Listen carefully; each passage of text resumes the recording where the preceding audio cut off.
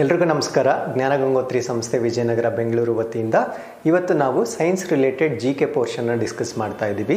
So ಇವತ್ತು the rapid fire ಅಂತ ಅಂದರೆ ಕ್ವಿಕ್ ಆಗಿ ನಾನು ಕೆಲವು ಇಂಪಾರ್ಟೆಂಟ್ ಇನ್ಫಾರ್ಮೇಷನ್ ನಿಮಗೆ ಶೇರ್ ಮಾಡ್ತಾ ಬರ್ತೀನಿ.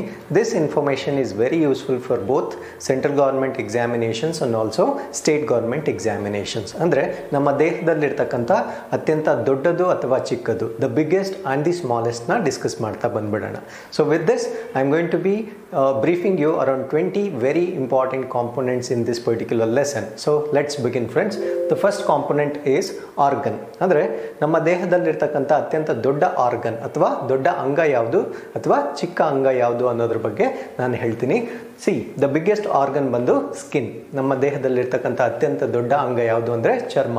ಅತ್ಯಂತ ಚಿಕ್ಕ ಅಂಗ ಯಾವುದು ಅಂತ ಕೇಳಿದ್ರೆ, ಸ್ಮಾಲೆಸ್ಟ್ ಆರ್ಗನ್ ಯಾವುದು ಅಂತ ಕೇಳಿದ್ರೆ ನಮ್ಗೆ ಗೊತ್ತಿರಬೇಕು ಪೀನಿಯಲ್ ಗ್ಲ್ಯಾಂಡ್ ಅಂತ. ಸೊ ಪೀನಿಯಲ್ ಗ್ಲ್ಯಾಂಡ್ ಎಲ್ಲಿರುತ್ತೆ ಅಂದರೆ ಮೆದುಳಿನಲ್ಲಿರುತ್ತೆ. ಇದೇನನ್ನು ನಿಯಂತ್ರಿಸುತ್ತದೆ ಅಂದರೆ it maintains the sleep pattern. ನಮ್ಮ ನಿದ್ರೆಯನ್ನು ಇದು ನಿಯಂತ್ರಿಸುತ್ತದೆ. ಸೊ ನೆಕ್ಸ್ಟ್ ಕಾಂಪೊನೆಂಟ್ ಬಂದು ಮೂಳೆ. ನಮ್ಮ ದೇಹದಲ್ಲಿರ್ತಕ್ಕಂಥ ಲಾಂಗೆಸ್ಟ್ ಬೋನ್ ಯಾವುದು ಮತ್ತು ಸ್ಮಾಲೆಸ್ಟ್ ಬೋನ್ ಯಾವುದು.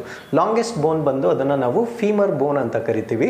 ಸೊ ಇದು ಎಲ್ಲಿರುತ್ತೆ ಅಂದರೆ ನಮ್ಮ ತೊಡೆಯ ಭಾಗದಲ್ಲಿ ಇರುತ್ತೆ. ಅಂದರೆ it is there in the portion of the thigh, upper part of the thigh ಅಲ್ಲಿ ಇರುತ್ತೆ. ಹಾಗೆ ದ ಸ್ಮಾಲೆಸ್ಟ್ ಬೋನ್ ಯಾವುದು ಅಂತ ಕೇಳಿದ್ರೆ the answer is stapes bone ಅಂತ ಹೇಳ್ತೀವಿ.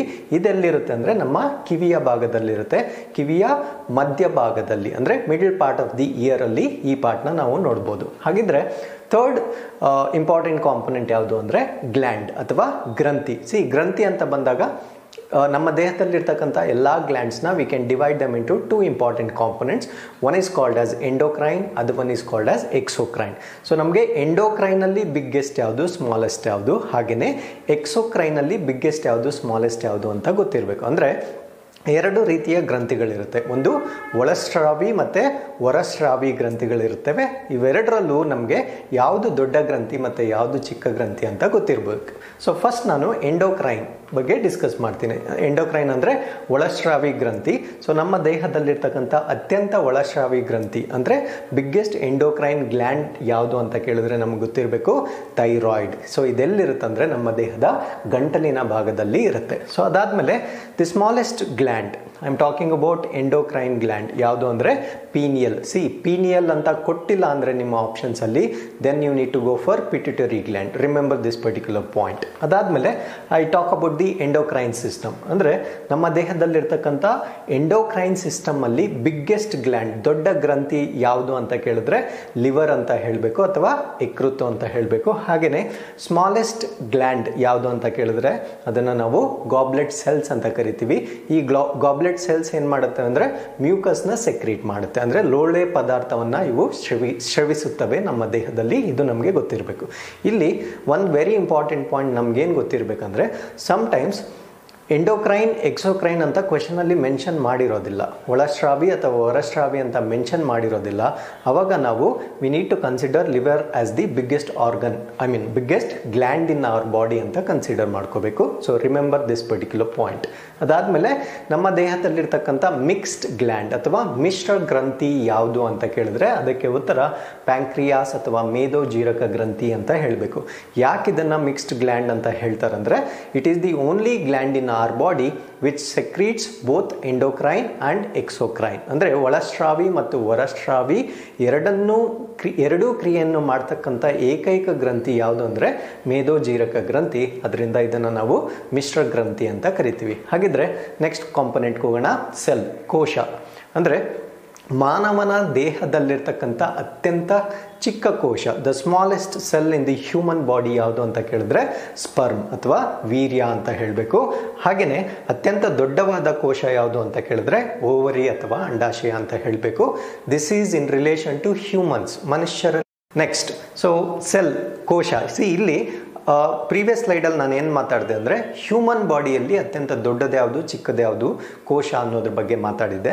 ಬಟ್ ಜನರಲ್ ಆಗಿ ನಮ್ಮ ಪ್ರಶ್ನೆ ಕೇಳಿದ್ರೆ which is the largest cell, ಅತ್ಯಂತ ದೊಡ್ಡ ಕೋಶ ಯಾವುದು ಅಂತ ಜನರಲ್ ಆಗಿ ಪ್ರಶ್ನೆ ಕೇಳಿದ್ರೆ ಅದಕ್ಕೆ ಸರಿಯಾದ ಉತ್ತರ egg of an ostrich bird. ಉಷ್ಟ್ರಪಕ್ಷಿಯ ಮೊಟ್ಟೆ ಅತ್ಯಂತ ದೊಡ್ಡ ಜೀವಕೋಶವಾಗಿರುತ್ತೆ. ಹಾಗೆ ಅತ್ಯಂತ ಚಿಕ್ಕ ಜೀವಕೋಶ ಯಾವುದು ಅಂತ ಕೇಳಿದ್ರೆ ಮೈಕೋಪ್ಲಾಸಮ್. ಸೊ ಇದೊಂದು ಬ್ಯಾಕ್ಟೀರಿಯಾ ಜೀವಕೋಶವಾಗಿರುತ್ತದೆ. ಹಾಗಿದ್ರೆ ನಮ್ಮ ಹೃದಯಕ್ಕೆ ಸಂಬಂಧಪಟ್ಟಂತೆ 2 ಬ್ಲಡ್ ವೆಸಲ್ಸ್ ಇರುತ್ತೆ ಯೂಶುವಲಿ. ಒಂದನ್ನ ವೇನ್ಸ್ ಅಂತ ಕರಿತೀವಿ, ಇನ್ನೊಂದನ್ನ ಆರ್ಟರೀಸ್ ಅಂತ ಕರಿತೀವಿ. ಅಂದ್ರೆ ಅಪಧಮನಿ ಮತ್ತೆ ಅಭಿಧಮನಿ ಅಂತ ಕರಿತೀವಿ. ಇವುಗಳಲ್ಲಿ ಯಾವುದು ದೊಡ್ಡದು ಯಾವುದು ಚಿಕ್ಕದು ಅಂತ ಪ್ರಶ್ನೆ ಕೇಳಿದ್ರೆ ಏನು ಉತ್ತರ ಬರೀಬೇಕು ಅನ್ನೋದ್ರ ಬಗ್ಗೆ ನಾನು ಇನ್ಫಾರ್ಮೇಶನ್ ಹೇಳ್ತೀನಿ. ಫಸ್ಟ್ ನಾನು ವೇನ್ ಬಗ್ಗೆ ಮಾತಾಡ್ತೀನಿ. ವೇನ್ ಅಂದ್ರೆ ಏನು? ವಿಚ್ ಕ್ಯಾರೀಸ್ ಡಿಆಕ್ಸಿಜಿನೇಟೆಡ್ ಬ್ಲಡ್, ಅಂದ್ರೆ ಆಮ್ಲಜನಕ ರಹಿತ ರಕ್ತವನ್ನ ಸಾಗಿಸ್ತಕ್ಕಂಥ ರಕ್ತನಾಳಗಳಿಗೆ ನಾವೇನಂತ ಕರಿತೀವಿ? ವೇನ್ ಅಥವಾ ಅಭಿಧಮನಿ ಅಂತ ಕರಿತೀವಿ. ಸೊ ಇದರಲ್ಲಿ ಅತ್ಯಂತ ದೊಡ್ಡವಾದ ವೇನ್ ಯಾವುದು ಅಂತ ಕೇಳಿದ್ರೆ ಇನ್ಫೀರಿಯರ್ ವೆನೆ ಕವಾ ಅಥವಾ ನೀಚ ಅಭಿಧಮನಿ ಅಂತ ಹೇಳಬೇಕು.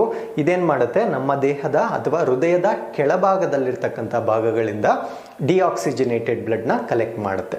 ಹಾಗಿದ್ರೆ ಅತ್ಯಂತ ಸಣ್ಣದಾದ ವೇನ್ ಯಾವುದು ಅಂತ ಕೇಳಿದ್ರೆ ಅದನ್ನ ಕೆಪಿಲರೀಸ್ ಅಂತ ಹೇಳ್ತೀವಿ. ಅದು ಅದರ ಡಯಾಮೀಟರ್ ಅತ್ಯಂತ ಸಣ್ಣದಾಗಿರುತ್ತೆ. ಸೊ ಅದಕ್ಕೆ ಇದನ್ನ ಸ್ಮಾಲೆಸ್ಟ್ ವೇನ್ ಅಂತ ಕರಿತೀವಿ. ಹಾಗಿದ್ರೆ ಆರ್ಟರಿ ಬಗ್ಗೆ ಮಾತಾಡೋದಾದ್ರೆ ಆರ್ಟರೀಸ್ ಏನ್ ಕ್ಯಾರಿ ಮಾಡುತ್ತೆ?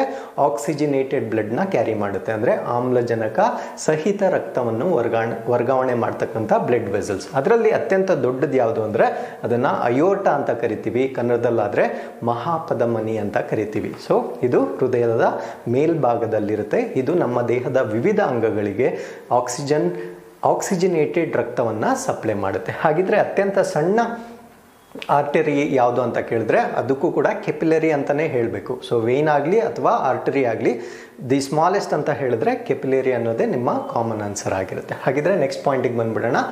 ನೆಕ್ಸ್ಟ್ ಕಾಂಪೊನೆಂಟ್ ಬಂದು ಮಸಲ್ ಅಥವಾ ಸ್ನಾಯು ಬಗ್ಗೆ ಮಾತಾಡೋಣ. ಸೊ ಸ್ನಾಯುಗಳಲ್ಲಿ ಅತ್ಯಂತ ದೊಡ್ಡವಾದ ಸ್ನಾಯು, ದ ಬಿಗ್ಗೆಸ್ಟ್ ಮಸಲ್ ಯಾವುದು ಅಂತ ಕೇಳಿದ್ರೆ ನಮಗೆ ಗೊತ್ತಿರಲಿ ಗ್ಲೂಟಿಯಸ್ ಮ್ಯಾಕ್ಸಿಮಸ್ ಅಂತ ಹೇಳಬೇಕು. ಇದೆಲ್ಲಿರುತ್ತೆ ಅಂದರೆ ನಮ್ಮ ಬೊಟಕ್ ಪಾರ್ಟಲ್ಲಿರುತ್ತೆ. ಸೊ ನಿಮಗೆಲ್ಲ ತಿಳಿದಿರೋ ಹಾಗೆ ಸ್ನೇಹಿತರೆ, ಯೂಶಲಿ ಡಾಕ್ಟರ್ಸ್ ಎಲ್ಲಿ ಇಂಜೆಕ್ಷನ್ ಮಾಡ್ತಾರೆ ಅಂದರೆ ಈ ಮಸಲ್ಗೆ ಇಂಜೆಕ್ಷನ್ ಮಾಡ್ತಾರೆ. Because it is richly supplied with blood. So ಬ್ಲಡ್ಡಿಂದ ಇದು ಸಪ್ಲೈ ಆಗಿರೋದ್ರಿಂದ ಆ್ಯಕ್ಷನ್ ಬೇಗ ತೋರಿಸುತ್ತೆ. ನಮ್ಗೆ ಏನು ಕಾಯಿಲೆ ಇದ್ರೂ ಇಂಜೆಕ್ಷನ್ ಅಲ್ಲಿ ಕೊಟ್ಟರೆ ಆಕ್ಷನ್ ಬೇಗ ತೋರೋದ್ರಿಂದ ಇಲ್ಲಿ ಯೂಶುವಲಿ ಇಂಜೆಕ್ಟ್ ಮಾಡ್ತಾರೆ. ಹಾಗಿದ್ರೆ ಅತ್ಯಂತ ಸಣ್ಣದಾದ ಮಸಲ್, ದ ಸ್ಮಾಲೆಸ್ಟ್ ಮಸಲ್ ಅಥವಾ ಸ್ನಾಯು ಯಾವ್ದಂತ ಕೇಳಿದ್ರೆ ಸ್ಟೆಪೀಡಿಯಂ ಅಂತ ಹೇಳಬೇಕು. ಇದು ಎಲ್ಲಿರುತ್ತೆ ಅಂದ್ರೆ ನಮ್ಮ ದೇಹದ ಕಿವಿಯ ಭಾಗದಲ್ಲಿರುತ್ತೆ. ಹಾಗಿದ್ರೆ ಅತ್ಯಂತ ಉದ್ದವಾದ ಮಸಲ್, ದಿ ಲಾಂಗೆಸ್ಟ್ ಮಸಲ್ ಅಥವಾ ಉದ್ದವಾದ ಸ್ನಾಯು ಯಾವ್ದಂತ ಕೇಳಿದ್ರೆ ಅದನ್ನ ಸೆರಟೋರಿಯಸ್ ಅಂತ ಹೇಳ್ತೀವಿ. ಇದು ನಮ್ಮ ದೇಹದ ತೊಡೆಯ ಭಾಗದಲ್ಲಿರುತ್ತೆ. So this is with respect to the muscle. Next ಬಂದ್ಬಿಡೋಣ, ಲಾಂಗೆಸ್ಟ್ ಸೆಲ್, ಅತ್ಯಂತ ಉದ್ದವಾದ ಜೀವಕೋಶ ಯಾವುದು ಅಂತ ಕೇಳಿದ್ರೆ ನಮಗೆ ಗೊತ್ತಿರಲಿ ನರ್ವ್ ಸೆಲ್ ಅಥವಾ ನರಕೋಶ ಅಂತ ಹೇಳಬೇಕು. ಇದಾದ್ಮೇಲೆ ಸ್ಟ್ರಾಂಗೆಸ್ಟ್ ಮಸಲ್, ನಮ್ಮ ದೇಹದಲ್ಲಿರ್ತಕ್ಕಂಥ ಅತ್ಯಂತ ಬಲವಾದ ಸ್ನಾಯು ಯಾವುದು ಅಂತ ಕೇಳಿದ್ರೆ ಅದನ್ನ ಮೆಸಾಟರ್ ಅಂತ ಕರಿತೀವಿ. ಇದೆಲ್ಲಿರುತ್ತೆ ಅಂದ್ರೆ ನಮ್ಮ ದೇಹದ ದವಡೆಯ ಭಾಗದಲ್ಲಿ, ಜಾ ಅಂತ ಹೇಳ್ತೀವಲ್ವಾ, ಆ ಭಾಗದಲ್ಲಿ ಈ ಪಾರ್ಟ್ನ ನಾವು ನೋಡ್ಬೋದು. ಹಾಗಿದ್ರೆ ಆರ್ಗನಲ್ ಅಂದ್ರೆ ನಮ್ಮ ಜೀವಕೋಶದಲ್ಲಿ ಅನೇಕ ಆರ್ಗನಲ್ಸ್ ಅಥವಾ ಕಣದಂಗಗಳಿರುತ್ತೆ. ಫಾರ್ ಎಕ್ಸಾಂಪಲ್ ನ್ಯೂಕ್ಲಿಯಸ್ ಇರ್ಬೋದು, ಮೈಟೋಕಾಂಡ್ರಿಯಾ ಇರ್ಬೋದು, ಎಂಡೋಪ್ಲಾಸ್ಮಿಕ್ ರೆಟಿಕ್ಯುಲಮ್ ಇರ್ಬೋದು, ಈ ಥರ ಅನೇಕ ರೀತಿಯ ಆರ್ಗನಲ್ಸ್ ಇರುತ್ತವೆ. ಸೊ ಇದರಲ್ಲಿ ದೊಡ್ಡದು ಚಿಕ್ಕದು ಅಂತ ಯಾವುದು ಅಂತ ನೋಡೋದಾದ್ರೆ ಇಲ್ಲೂ ಕೂಡ 2 ಡಿವಿಷನ್ ಆಗುತ್ತೆ. ಒಂದು ಪ್ರಾಣಿಕೋಶ ಮತ್ತು ಇನ್ನೊಂದು ಸಸ್ಯಕೋಶ, plant cell and animal cell ಅಂತ ಪ್ರಶ್ನೆ ಕೇಳ್ತಾರೆ. ಸೊ ಇದರ ರಿಲೇಟೆಡ್ ಆನ್ಸರ್ಸ್ ಕೂಡ ನಮಗೆ ಗೊತ್ತಿರಬೇಕು. ಸಪೋಸ್ ಪ್ರಾಣಿಗಳಲ್ಲಿ ಅತ್ಯಂತ ದೊಡ್ಡ ಕೋಶ ಯಾವುದು ಅಂದರೆ in case of animals the largest cell ಯಾವುದು ಅಂತ ಕೇಳಿದ್ರೆ ನ್ಯೂಕ್ಲಿಯಸ್ ಅಥವಾ ಕೋಶ ಕೇಂದ್ರ ಅಂತ ಹೇಳಬೇಕು. ದಿ ಸ್ಮಾಲೆಸ್ಟ್ ಇನ್ ಆನಿಮಲ್ಸ್ ಅಂದರೆ ರೈಬೋಸೋಮ್ ಅಂತ ಹೇಳಬೇಕು. ರೈಬೋಸೋಮ್ ಅಲ್ಲಿ ಪ್ರೋಟೀನ್ ಸಿಂಥಸಿಸ್. ಅದಾದ್ಮೇಲೆ hardest substance in the body ಅಂದರೆ ನಮ್ಮ ದೇಹದಲ್ಲಿರ್ತಕ್ಕಂಥ ಅತ್ಯಂತ ಕಠಿಣವಾದ ಅಥವಾ ಗಟ್ಟಿಯಾದ ವಸ್ತು ಎಲ್ಲಿರುತ್ತೆ ಅಂದರೆ ಎನಾಮಲ್. ಎನಾಮಲ್ ಇರುತ್ತೆ ಅಂದರೆ ನಮ್ಮ ಹಲ್ಲುಗಳ ಡೆಪಾಸಿಷನ್ ಅಥವಾ ಕೋಟಿಂಗ್ ಅಲ್ಲಿ ಇರುತ್ತೆ. ಇದು ಅತ್ಯಂತ ಗಟ್ಟಿಯಾದ ವಸ್ತುವಾಗಿರುತ್ತೆ. ಹಾಗಿದ್ರೆ ನಂಬರ್ ಆಫ್ ಬೋನ್ಸ್, ನಮ್ಮ ದೇಹದಲ್ಲಿರ್ತಕ್ಕಂಥ ಮೂಳೆಗಳ ಸಂಖ್ಯೆ, ಇಲ್ಲೂ ಕೂಡ ಪ್ರಶ್ನೆನ ನಾವು ಕೇರ್ಫುಲ್ ಆಗಿ ಓದಬೇಕು. ಮಕ್ಕಳಲ್ಲಿ ಎಷ್ಟು ಅಂತ ಕೇಳ್ತಾರೆ, ವಯಸ್ಕರಲ್ಲಿ ಎಷ್ಟು ಅಂತ ಕೇಳ್ತಾರೆ, ಎರಡೂ ಕೂಡ ಡಿಫ್ರೆನ್ಸ್ ಇರುತ್ತೆ.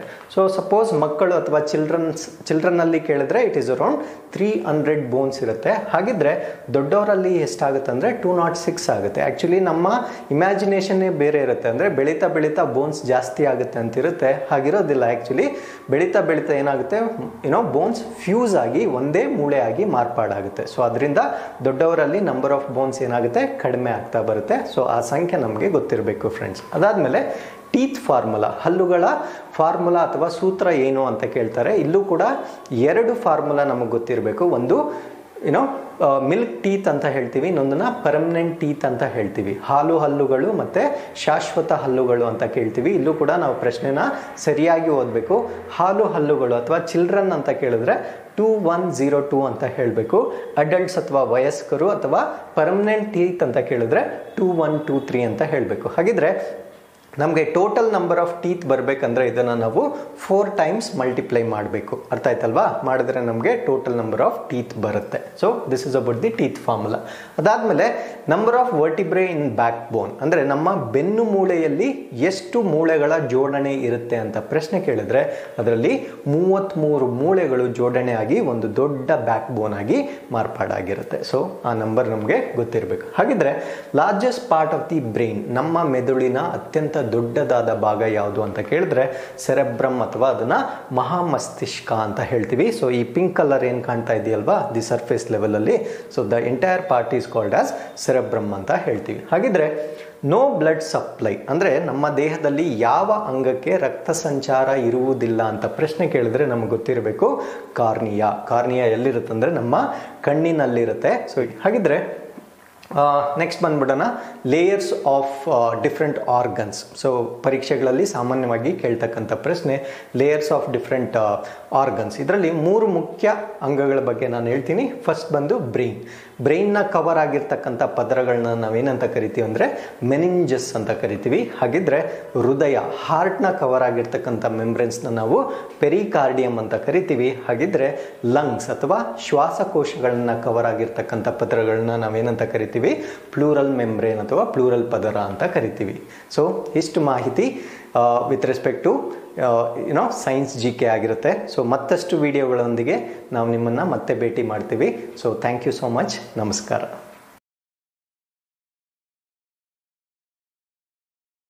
ಎಲ್ಲ ಸ್ಪರ್ಧಾರ್ಥಿಗಳಿಗೂ ನಮಸ್ಕಾರ. ಜ್ಞಾನಗಂಗೋತ್ರಿ ಸಂಸ್ಥೆಯಿಂದ ಈಗಾಗಲೇ ಆನ್ಲೈನ್ ಮುಖಾಂತರ KPSC ಪರೀಕ್ಷೆಗಳಿಗೆ ಮತ್ತು ಪೊಲೀಸ್ ಸಬ್ ಇನ್ಸ್ಪೆಕ್ಟರ್ ಪರೀಕ್ಷೆಗಳಿಗೆ ತರಗತಿಗಳನ್ನು ಶುರು ಮಾಡಲಾಗಿದೆ. ಇದರ ಸಲುವಾಗಿ ನಾವು 7 ದಿನಗಳ ಸಂಪೂರ್ಣ ಉಚಿತ ತರಗತಿಗಳನ್ನು ನಿಮಗೆ ನೀಡ್ತಾ ಇದ್ದೇವೆ. ಸೊ ಈ 7 ದಿನಗಳ ಉಚಿತ ತರಗತಿಗಳನ್ನು ನೀವು ಹೇಗೆ ನೋಡ್ಬೋದು ಅನ್ನೋದ್ರ ಬಗ್ಗೆ ನಾನು ಈ ವಿಡಿಯೋ ಮುಖಾಂತರ ತಿಳಿಸ್ಕೊಡ್ತೀನಿ. ಸೊ ಫಸ್ಟ್ ನೀವೇನು ಮಾಡಬೇಕಂದ್ರೆ ಪ್ಲೇಸ್ಟೋರಿಗೆ ಬರಬೇಕು. ಪ್ಲೇಸ್ಟೋರಲ್ಲಿ ನೀವು JG_S ಅಂತ ಟೈಪ್ ಮಾಡಿದ ಕೂಡಲೇ ನಿಮಗೆ ಸಜೆಷನ್ಸಲ್ಲೇ ಬಂದುಬಿಡುತ್ತೆ JG's ಆನ್ಲೈನ್ ಕ್ಲಾಸಸ್ ಅಂತ. ನೀವು ಅದನ್ನು ಕ್ಲಿಕ್ ಮಾಡಿದ್ರೆ ಅದಾದಮೇಲೆ ಗ್ರೀನ್ ಕಲರ್ ಮೇಲೆ ಇನ್ಸ್ಟಾಲ್ ಬಟನ್ ಕ್ಲಿಕ್ ಮಾಡಿದ್ರೆ ನಿಮಗೆ ಡೌನ್ಲೋಡ್ ಸ್ಟಾರ್ಟ್ ಆಗುತ್ತೆ. ಸೊ ಡೌನ್ಲೋಡ್ ಸ್ಟಾರ್ಟ್ ಆದಮೇಲೆ ಅಥವಾ ಡೌನ್ಲೋಡ್ ಆದಮೇಲೆ ನಾನು ಮುಂದೆ ಹೇಳ್ತಕ್ಕಂಥ ಪ್ರೊಸೀಜರ್ನ ನೀವು ಫಾಲೋ ಮಾಡಬೇಕಾಗುತ್ತೆ. ಇಲ್ಲಿ ಕೊಟ್ಟಿರ್ತಕ್ಕಂಥ ಕಾಂಪೊನೆಂಟ್ಸ್ನ ಫಿಲ್ ಮಾಡಿ. ಸೊ ನಿಮ್ಮ ಹೆಸರು, ಅದಾದಮೇಲೆ ನಿಮ್ಮ ಇಮೇಲ್ ID, ಅದಾದಮೇಲೆ ನೀವೊಂದು ಪಾಸ್ವರ್ಡ್ನ ಹಾಕಬೇಕಾಗತ್ತೆ.